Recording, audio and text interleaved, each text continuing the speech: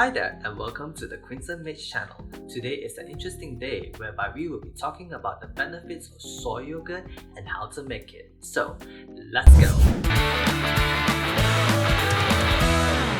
So, why soy yogurt? Well, soybean is well known to be a high protein food source. It is 3 times higher in protein compared to chicken or beef with the same weight in comparison. Is this a tofu turkey? Yeah. Looks good, huh? I would rather eat that page. That being said, recent research have found that plant protein are not easily digestible by us humans. The major factors for this phenomenon is because plant protein have incomplete amino acid sequence. This makes plant protein a lower bioavailability protein source compared to animal protein. Lastly, the biggest factor is that most plant protein have anti-nutritional factors or ANF in them.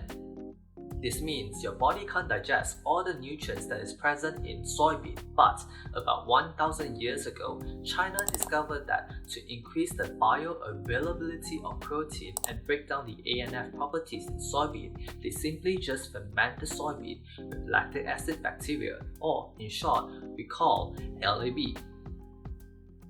Essentially, by using LAB, the bacteria eats the soybean sugar and carbohydrates, which then produces lactic acids.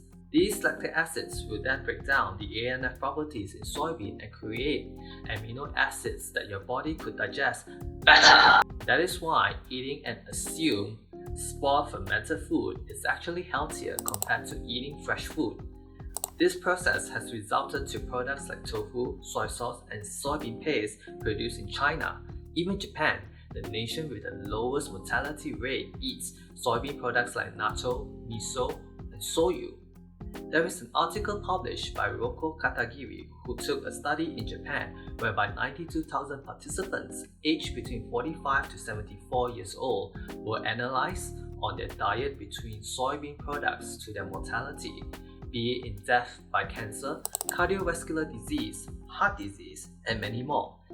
This research took 15 years to follow up, and what they found is that people that incorporate fermented soybean in their diet, about 5.53% of people died in correlation of cancer, 3.58% by cardiovascular disease, and lastly, 1.32% from heart disease.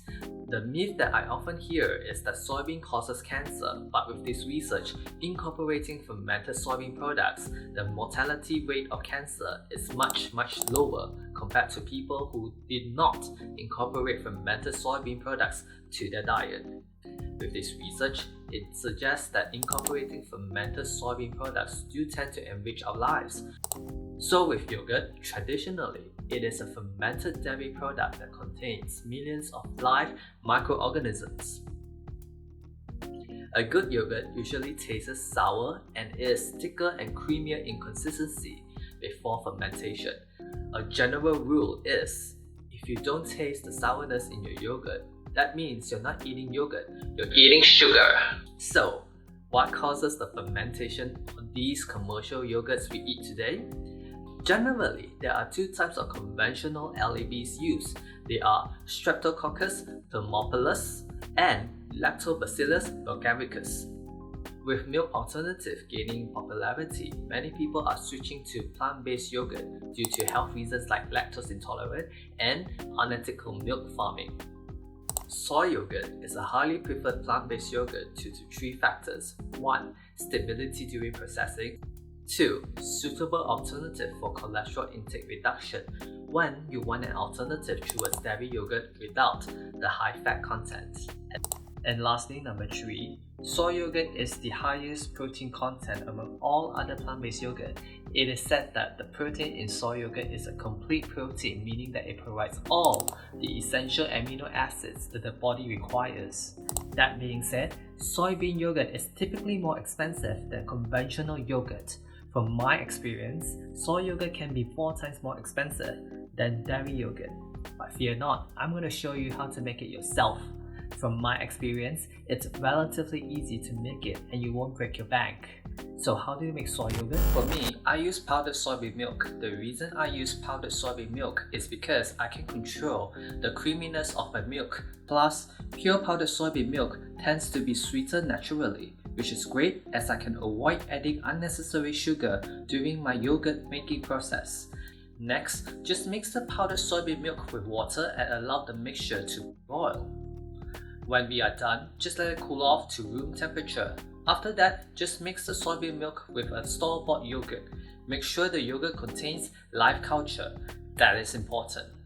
Then you can just let the mixture ferment for 48 hours in an incubator, or you can use a rice cooker in a warm setting. After that, we're done.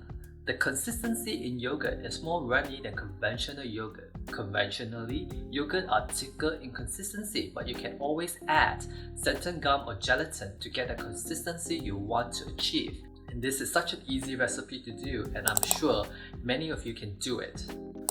Okay, that's it for me today. Thank you so much for taking the time to learn about the benefits of soy yogurt with me. Remember guys, diet is a determinant of non-communicable diseases. To that I say, to know more, you have to be more. That's it for today. I'll see you on my next video. Goodbye.